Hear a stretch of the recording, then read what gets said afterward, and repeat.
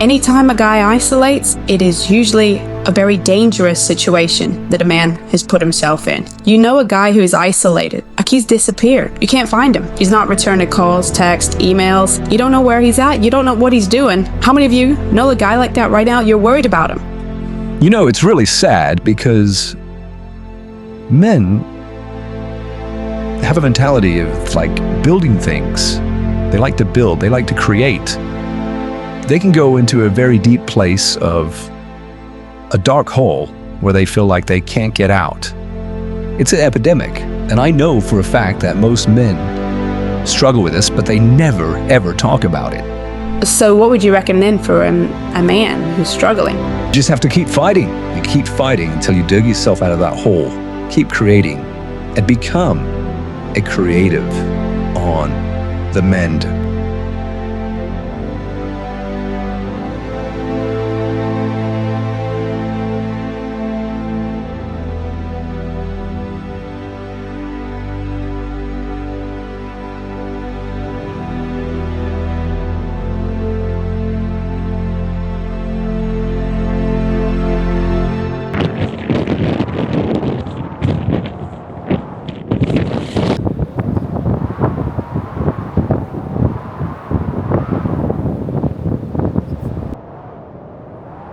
It's day 38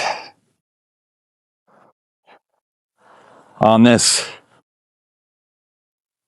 journey. Picture up. Man, I don't know what I'm doing out here, but it's part of the process, right? The walk and talk. It's like 50 degrees here in Central Florida. The wind's blowing really hard. It's really supposed to get down to 20 degrees tonight, like early morning tomorrow. And with a wind chill factor of like 10, it's nuts. You can feel it in the wind right now. But nevertheless, I'm out here building, creating, even when I don't feel like it. I'm here. It's a beautiful thing. Actually, I love it when it's this cold outside. It's beautiful. It's nice actually to walk. It's just the wind right now is making it a little bit difficult. I'm not gonna lie. I feel like, let me get this on here. There you go. Yeah, I'm not gonna lie. I feel like day 38, I think the last 2 days have been coming up to this point of, wow, I'm really doing this, right? But I think the journey for me is to be consistent. And I don't always have to have the pressure that I need some kind of blockbuster vlog every single day. A lot of it just keep it, simplified, but try to do something creative in the process of doing this. It helps me stay fresh, keeps my mind going. But I'm not gonna lie, day 38, I feel like I have been in this hole, and I keep climbing my way out of it, and then I get knocked back down. And it's been part of the journey, really. But I'm still here. I'm still fighting. I'm fighting through it. It just stings sometimes, Maybe you don't know. Most people would say, hey, Jeff, why don't you just get over it? I'm trying to get over it. But when you're 53 and you lost everything that you've known, or even known about yourself, and you're rebuilding, it's a process. That sounds like a Sasquatch over there. I don't know if you heard that or not, but it's actually a donkey. It's kind of scared me a little bit. But it's a process. It's a process of relearning things. I think the biggest struggle for me has been the medium of finances. And last night was great. my Friday nights consist of really staying at home. But we had screen testing via Zoom for this movie that we're doing at the end of the month, which I'm a producer on, going through actors and actresses. Costly. I know what it still has in it. And the world hasn't seen that yet. I don't see it anymore. You know, with doing this, I get scared because I'm sitting there talking, and someone just comes immediately behind me and is jogging silently. It scares me. Still, I don't know why. Not like I'm scared that they see what I'm doing. It just startles me because I feel like someone's running up behind me.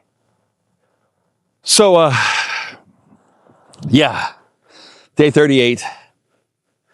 Not a whole lot to report.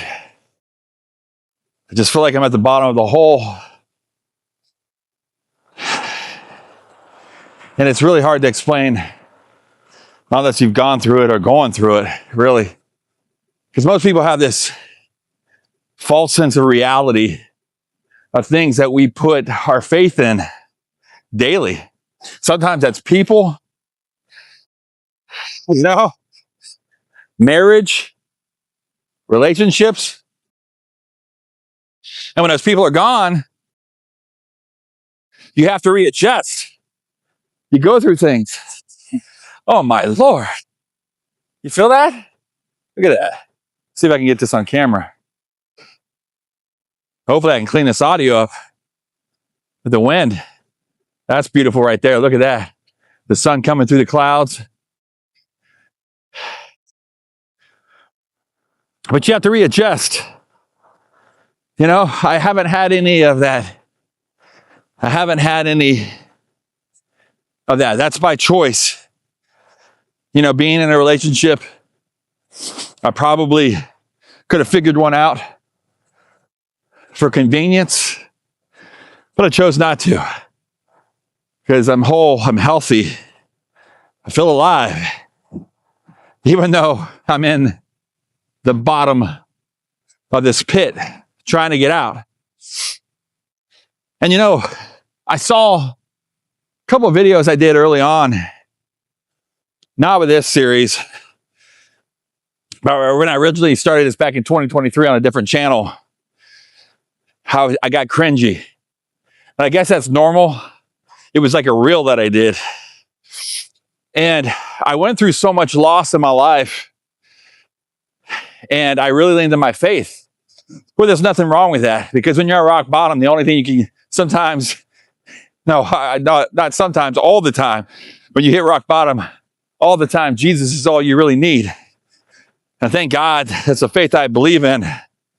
But I saw myself jumping from one extreme to the next and really diving into that and diving into what I believe in when I wasn't thoroughly healed and talking about things and hiding behind that. And a lot of people can't understand that either, because, you know, part of the process is surrendering your life. But I dove into that world of having my faith again, going to church again.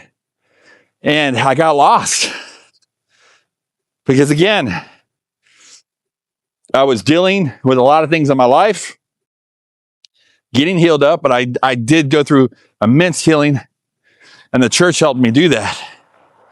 And it was a beautiful thing.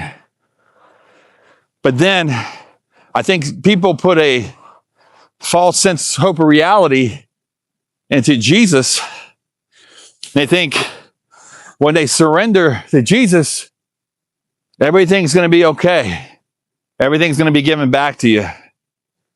And quite frankly, that's not always the case. See, when you surrender your life to faith, or whatever you believe, I believe that Jesus came down, was a real man, and died for us. Some people can't comprehend that, but that's just what I believe. I've been through a journey of understanding that. So I don't get into debates with people what they believe. I listen to them, but people want to change. It's almost like politics. People just start running their mouth because they want to change your mind on your opinion about something. And for me, I've had too much supernatural experiences for anybody to change my mind. I know it's real in my life. But in the process, I say all that, especially in the charismatic movement, which I went back to, which I never thought I'd go back to. I did some pretty outstanding things. But we put expectations on following the Lord. Like, do this to get this. You're hearing a lot of charismatic circles, the gift of the tithe. Give God 10% of your offering, and He'll bless you. The millionaire philosophy. Do this to get this. Some churches teach it the right way. You know, there's principles to it. God will take care of you. He will provide for you. And there is power in the tithe. But it's a whole manipulation thing of, I feel, that people get lost in this cycle of that. It doesn't become about Jesus. It becomes more about becoming the millionaire. I'm going to become a millionaire for Jesus. And if you're not effectively faith shaking right now, how are you going to do that with $1 million? You're going to be so distracted. You're lying to yourself. And nor do I ever, was trying to achieve to become a millionaire. I was just thankful that, gosh, I made some mistakes and I get to spend eternity with Jesus now. That should be good enough, right? That should be the message that we get excited about. But at the end, a lot of people don't.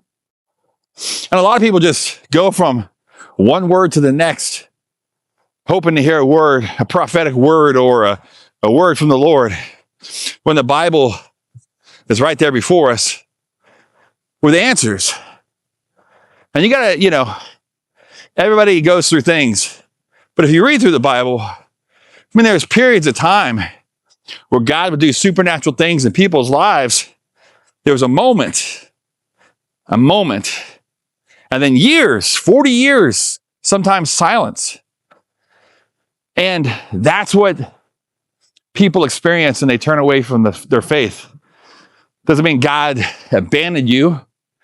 God did that, but the reality is that's the season I'm in right now, and I have to embrace it. And you know what? The reality of it is, as much as I try to get out of there, I may not ever get out. And I'm learning to be okay with that. But it's my drive and my gifts that accelerate me to push hard, because I want to do something that's going to leave a legacy if we get to carry on that far for generations to come. Leave my mark on this earth and leave empty. There's a guy, Miles Monroe, that he's no longer with us, but he says that leaving the earth and leaving empty, you gave everything that you had. And that's where I'm at. I think sometimes I get caught in the cycle of